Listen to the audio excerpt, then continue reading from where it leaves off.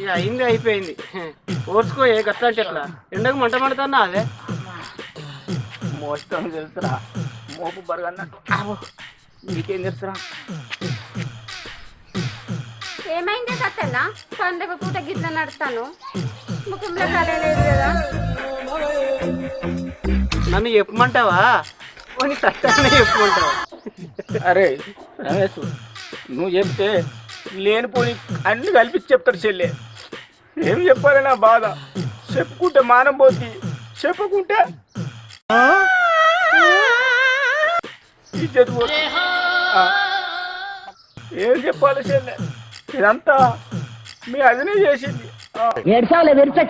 నువ్వు ఆగినావే సత్యాన్న. మరి స్వప్న ఈయన కొద్ది చిత్రకారుడు అనుకుంటానావా? అందుకే వదినే మంచి పని చేసి పోయింది. Over action చేయకరా.